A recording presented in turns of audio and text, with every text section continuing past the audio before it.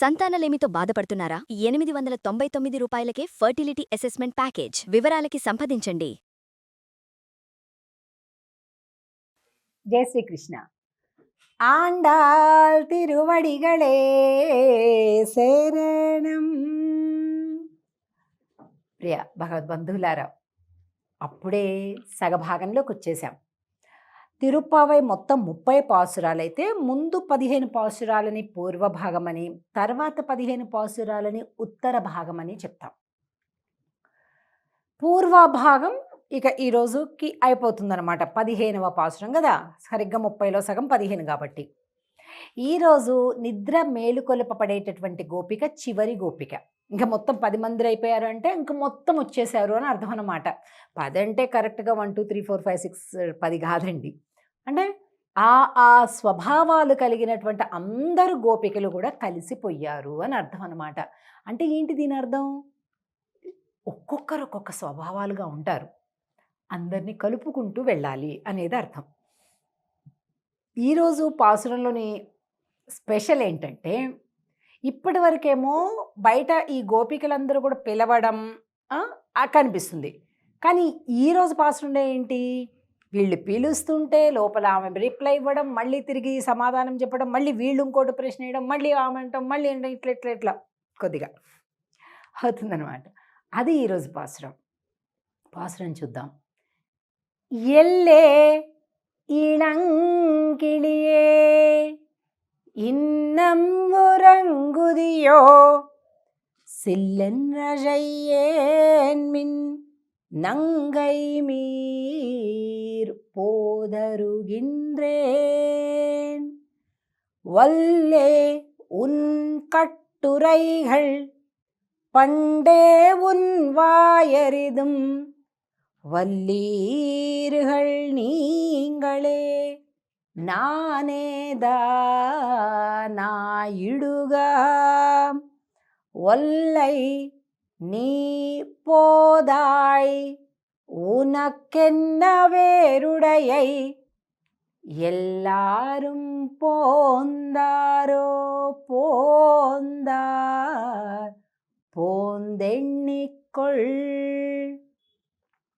வல்லானை கொன்றானை மாத்தாரை மாத்தழிக்க வல்லானை மாயனை பாடா ఏలోరెంబావాయ్.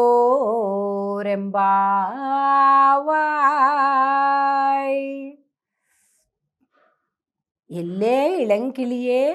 వీళ్ళందరేంటి బయట ముందు రోజు పాసురం చివరి ఏముందండి, பங்கைய கண்ணானை பாడే செంగడ చక్రమేందుం తడకయ్యన్.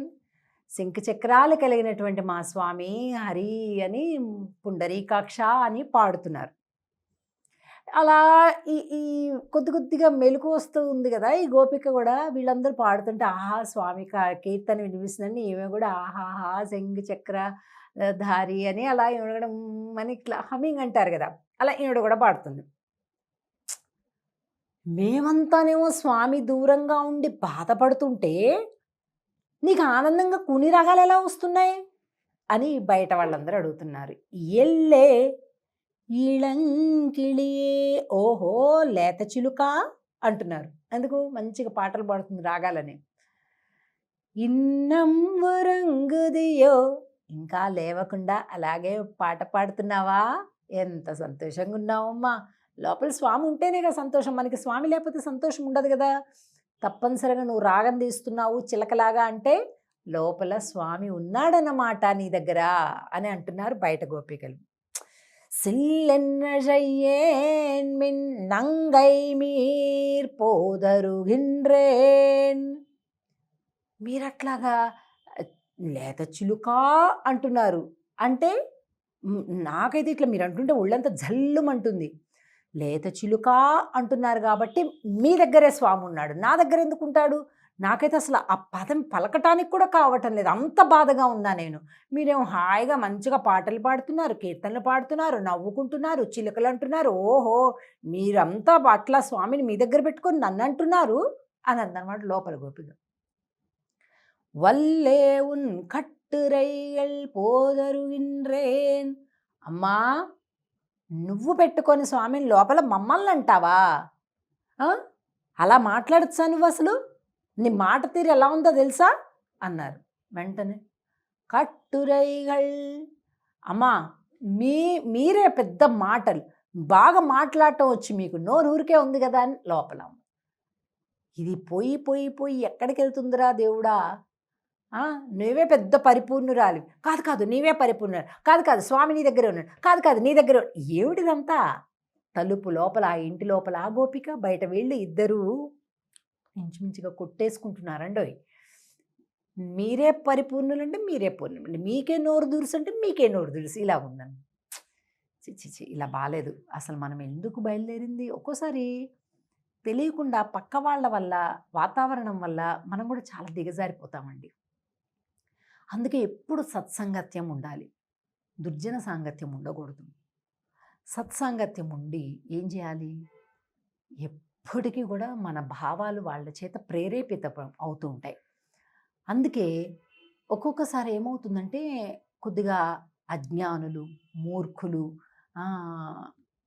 సరిగా జీవితం పైన అవగాహన లేని వాళ్ళు, విలువలు లేని వాళ్ళు, అలాంటి వాళ్ళతోటి కనుక మాట్లాడడం కానీ, కొంత ఏదైనా సమయాన్ని కానీ వెచ్చించినట్లయితే తెలియకుండానే మనలో ఉండేటటువంటి ఉన్నత భావాలు తగ్గిపోతూ ఉంటాయి,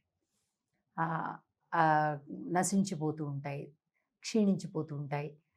తెలియకుండా మనం దిగజారిపోతుంటాం. విచక్షణ అప్పుడే ఉపయోగించాలి. చిచి నేను ఇలా కాదు, నేను ఇది కాదు అని వెంటనే మనం సెట్ చేసుకోవాలి. ఎందుకంటే ప్రపంచం ఎప్పుడు అందరూ జ్ఞానులతోటి, అందరూ సత్పురుషులతోటే ఉండదు కదా. కాబట్టి అనుకోకుండా కలిసినా కూడా ఎప్పటికప్పుడు మనల్ని మనం సెట్ చేసుకుంటుండాలన్నమాట. అలాంటి ఆ విచక్షణ ఎప్పటికీ ఉండాల్సిందే మనకి. కాబట్టి ఈ గోపికను వల్లి చా ఎందుక ఇలా మాట్లాడుతున్నాం, మనం భగవత్ సేవ కోసం కదా వచ్చాము అని నాయుడుగా, అమ్మ సరే అమ్మ తప్పు నాదే అమ్మ ఏమనుకోకు అని బయట గోపికలు చెప్పేస్తున్నారు. అమ్మా అంటే ఎప్పుడైనా కూడా ఒక్కొక్కసారి తప్పు లేకపోయినప్పటికీ కూడా అక్కడ ఉండేటటువంటి ఆ గొడవని ఆపటానికి, ఆ కోప ఆవేశాలను తగ్గించడానికి నానేదా నాయుడుగా, పోన్లేండి తప్పు నాదేలేండి, పోన్లేండి ఈసారి క్షమించేసేయండి అలా అనాలన్నమాట. ఎందుకంటే అక్కడికి గొడవ ఆగిపోతుంది. లేకపోతే ఆ గొడవ పట్టుకొని వాళ్ళు పీకుతుంటే వాళ్ళతో పాటు మనం కొట్లాడి. ఇప్పుడు ఎప్పుడో చిన్నప్పుడు విన్నానండి, ఓ పెద్ద పాడు బురద గుంట ఉందండి, అంత అశుద్ధి, మలినం, డ్రైనేజీ పెద్ద గుంట ఉందండి. అందులో పెద్ద పంది ఉందండి.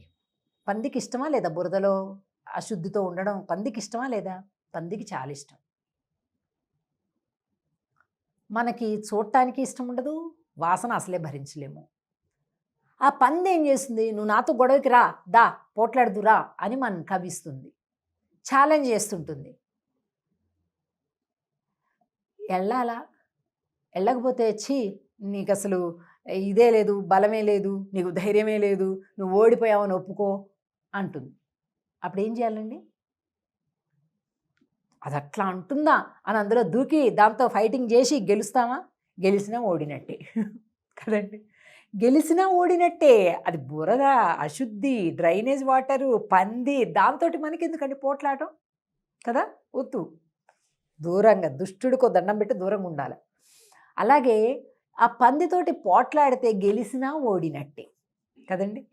కాబట్టి దూరంగా ఉండాలన్నమాట. వద్దమ్మా నేను ఓటమిని ఒప్పుకుంటున్నాను, నీతో పోటీకి రాను అని దండం పెట్టి దూరంగా వెళ్ళిపోవాలి. ఓటమిని ఒప్పుకోవాలి.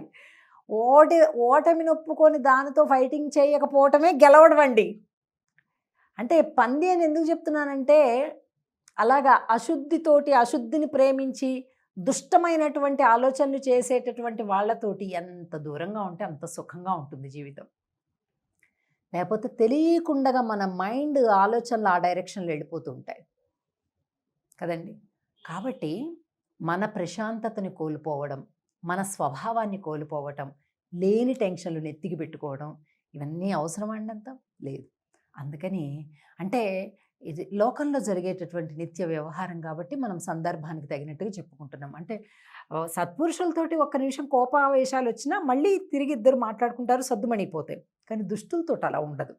కాబట్టి మనం మధ్య మార్గంగా చూసుకొని మన వ్యక్తిత్వం, మన స్వభావం, మన లక్ష్యం, మన ఆశయం, మన మనశ్శాంతి వీటిని ఎప్పుడు కూడా కాపాడుకుంటూ మనం ముందుకెళ్ళాలి. సరే అండి. ఇక రేపటి నుంచి ఉత్తర భాగం అంటే 16వ పాశురంలోకి మనం ప్రవేశిస్తున్నాం. చూద్దాం, కలుద్దాం. జై శ్రీకృష్ణ.